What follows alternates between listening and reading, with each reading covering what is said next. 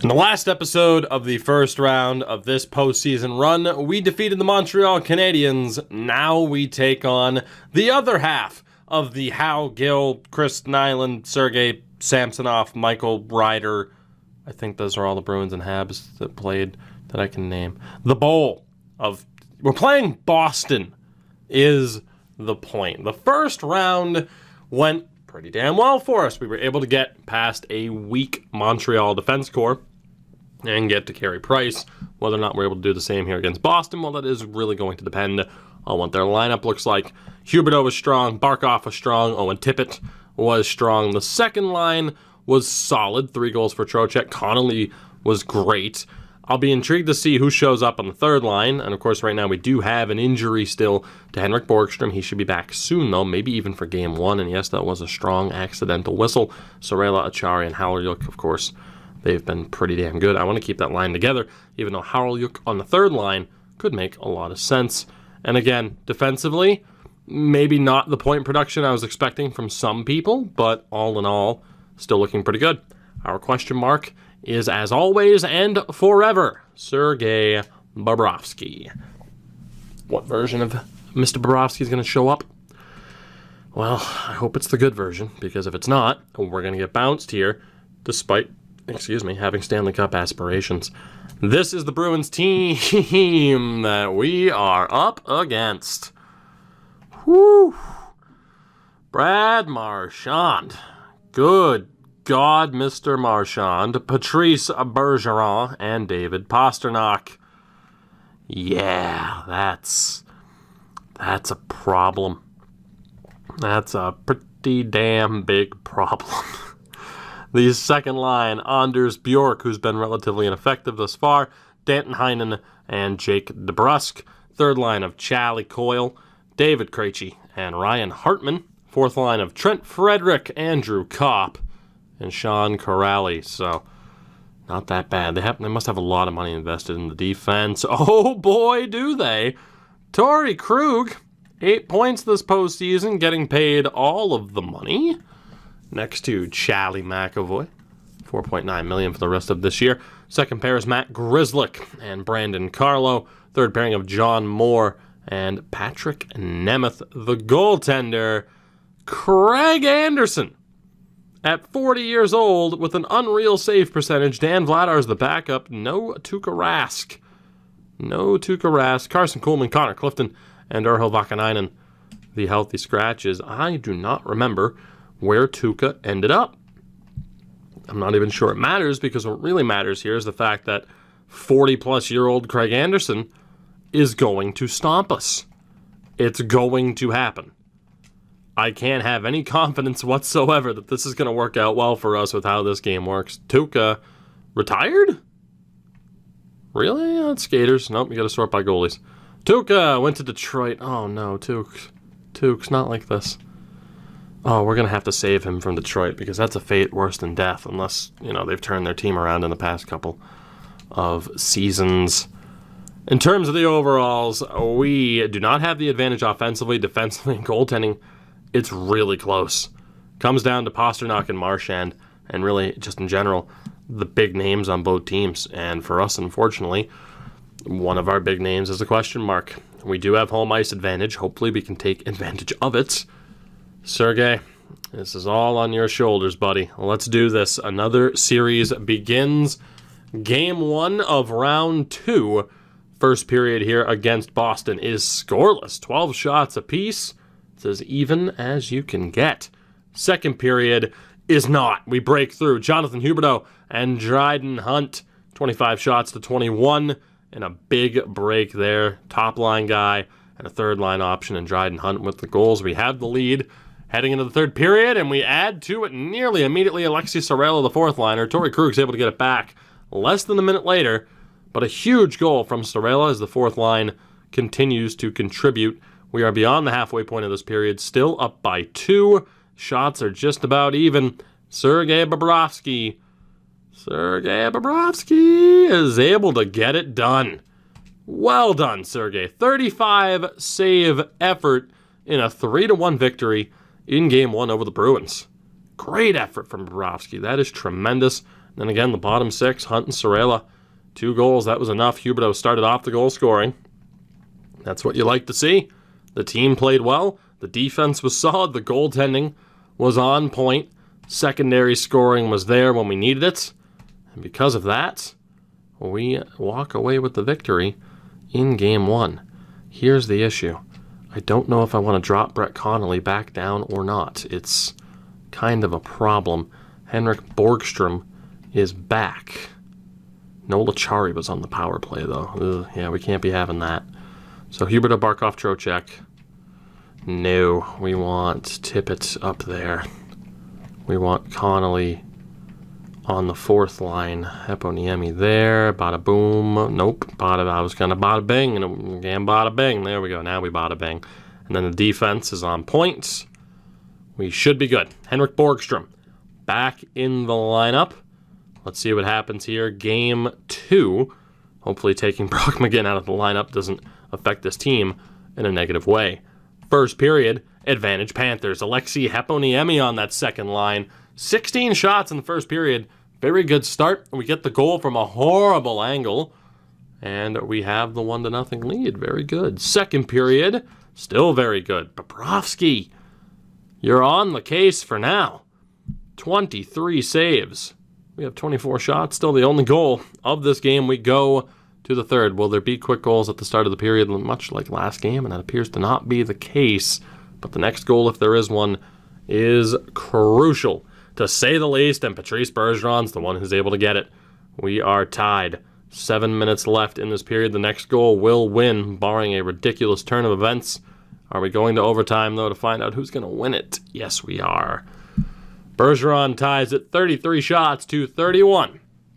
Yeah, we are tied at 1. Bobrovsky has done his job. We cannot blame Sergei if we were to lose this game. The offense has to find a way to break through against Craig Anderson. Easy for me to say, and they don't. Jake DeBrusk wins it.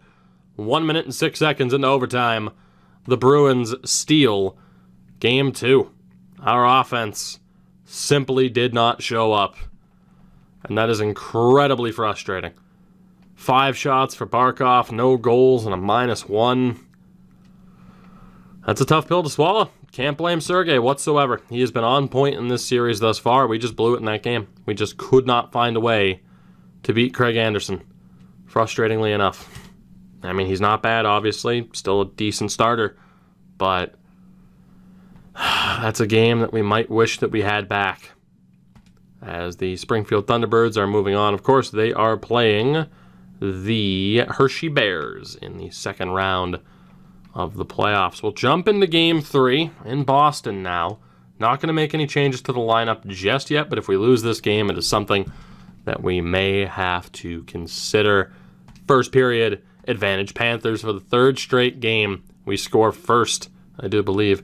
Keith Yandel is on the board. He's been relatively quiet. Hopefully he can continue to wake up. 10 shots to 8. We again had the advantage in shots. Let's see if we can add to it in the second period. We do. Brett Connolly scores, but Danton Heinen on the power play is able to get it back. So 17 shots apiece. We're up 2-1. Still a strong effort from Bobrovsky, but I'm not too happy with the lack of goal scoring from the league's best offense. As we haven't registered a shot here in the third period. Nola Chari scores against the former team shorthanded, but Bergeron scores 31 seconds later on the same power play against Connor Ingram. 5-on-3 for the Bruins. They can't take advantage. I don't know why Ingram's in over Bobrovsky. Henrik Borgstrom extends the lead 4-2, and we are going to survive a very hectic game down the stretch. Yandel scores early. Heinen scores on Bobrovsky. Thank God for that Connolly goal. Nola Chari's goal holds up as the winner. And Borgstrom with that bit of insurance. We take a 2-1 lead. The big question here, what's wrong with Bobrovsky, if anything? Is it going to be one of those one-game injuries? But Ekblad, Borgstrom, Matheson, Heponiemi, they all stand out. A lot of players with at least a point. As Bob played 31 minutes, Ingram was solid, stopping 12 of 13 in the little bit over 28 minutes that he ended up playing in this game. Bobrovsky, not injured long-term. He will be back for Game 4. So thankfully, Connor Ingram was able to do the job that we needed him to do. Washington's up 2-1 on Buffalo. Dallas up 2-1 on Chicago. Minnesota up 2-1 on San Jose. We're going to jump right into it. It's game 4. No reason to make any lineup changes. Things are looking okay. We're going to go with the players who have gotten us here, of course. Let's see what happens. Can we score first yet again?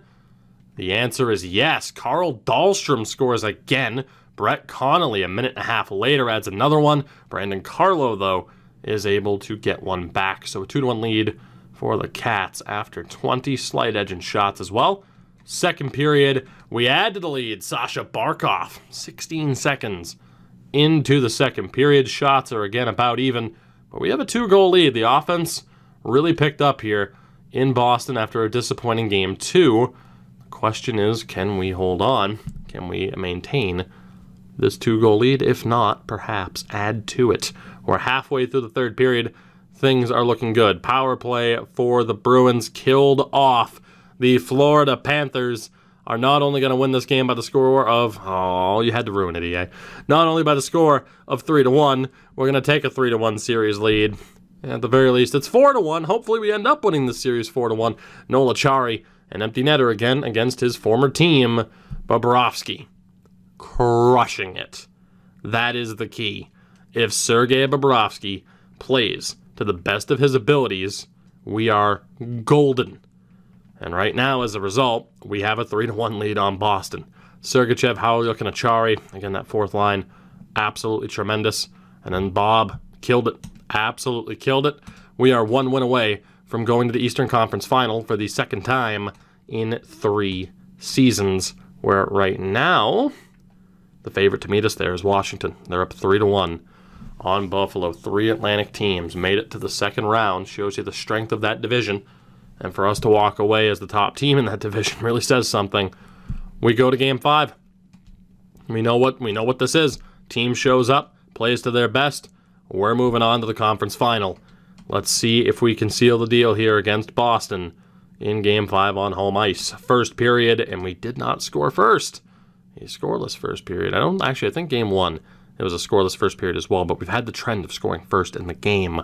11 shots to 10 in their favor. Second period, the lead belongs to the Cats. Keith Yandel is able to get on the board. 23 shots to 21, but a 1-0 lead for the Panthers. As we go to the third period, we are potentially 20 minutes away from moving on yet again. Can we add to the lead? The next goal, if there is one, oh so important. Power play for Florida, killed off. Big chance here for the Bruins to battle back. We are more than halfway to victory here. Will there be a late goal, or will Sergei Bobrovsky shut the door? Sergei Bobrovsky is here, and the Florida Panthers are going to the Eastern Conference Final. A 32-save shutout for Bob. Unbelievable. Anderson with a great game, but it wasn't enough, and it just wasn't enough. Keith Yandel's only goal of the game. Keith Yandel's goal was the only goal of the game. Heponiemi and Trocheck on the assists. Tremendous. Sergei Bobrovsky plays like that. This could be a very memorable year for us as we dispatch of the Bruins in 5. Absolutely insane. Bob had a 900 save percentage entering this game, and while I wish we could see the game splits to see what his save percentage was over those 5 games, that percentage went from a 900 to a 934. That is bonkers. And he gets that shutout in the decisive game 5, 10 appearances, 8 wins. Connor Ingram with an appearance and a win as well. So that just goes to show how dominant we have been. Jonathan Huberdeau, 9 points in 10 games, 10 and 10 for Barkov, 7 points. Owen Tippett was pretty quiet in that series. 6 points for Heponiemi, only 3 for Borgstrom, but in the 7 games he's played, 7 points for Vinny. Vetrano hasn't done much offensively, but he hasn't been a defensive detriment. Solid effort from Hunt and Brett Connolly, though. And the fourth line, Sorella with 3 points, 7 for Noel Acciari, and 6 for Jace Howliuk. These two have been tremendous. Defensively, Sergachev 7 points and a +8, great. Keith Yandel 6 points and a +10, fantastic. Michael Matheson 2 points but a +4, tremendous for him. Ekblad's been solid. Dahlstrom has been a revelation on defense. And even Strawman tightened up defensively in that period and then again, or in that series, and then again, Sergei Bobrovsky absolutely killed it. We are going to the third round. Will it be against Buffalo or Washington? We don't yet know. We are the first team to punch our ticket to the conference final, as we have a 2-1 lead on the Hershey Bears. We'll see what happens here heading into Game 4. Springfield has a 3-1 lead. 1 win away from the conference final for Logan Hutsko and the Hershey Bears, or the Hershey Bears and the Springfield Thunderbirds. And will they make it after beating the Hershey Bears? Yes, they will. So the Springfield Thunderbirds will be playing the Utica Comets in the conference final. Again, this team, Matt Nieto has been solid, but Jonathan Ong, Logan Hutsko, Dennis Sanko, some of the names we're looking at heading into next year have been performing very, very well. And then the NHL team on the other side, they'll be taking on the Buffalo Sabres, who pulled off a 3-1 comeback against Washington. Third playoff series of this run, the third Atlantic Division team that will be playing. It's Dallas and, of course, San Jose as we take on Buffalo on the other side. And what are the odds, if we were to make it past Buffalo, that it would be San Jose in a cruel, cruel twist of irony? I will see you guys in the next one. We are halfway home yet again. Whether or not this team's able to get it done, I don't know. But player of the episode, Sergei frickin' Bobrovsky. Although a special shout out to Nola Chari. If you care to, drop a like on the video. Helps me out a lot. I know every YouTuber says that, but seriously, it shows engagement with the video, engagement with the channel. All I can say is, hey, maybe do what I do when I watch YouTubers I like. Let it be the first thing I do is drop a like on the video so that I don't forget. And yeah, check out everything in the description if you haven't already. Shout out to my patrons over on Patreon. I love you guys. I can't believe how successful that has been. Whether or not it sustains or not, the generosity out of the gates. Simply outrageous. I will see you guys next time. Until then, I love you. Have a good one. Take it easy. And goodbye.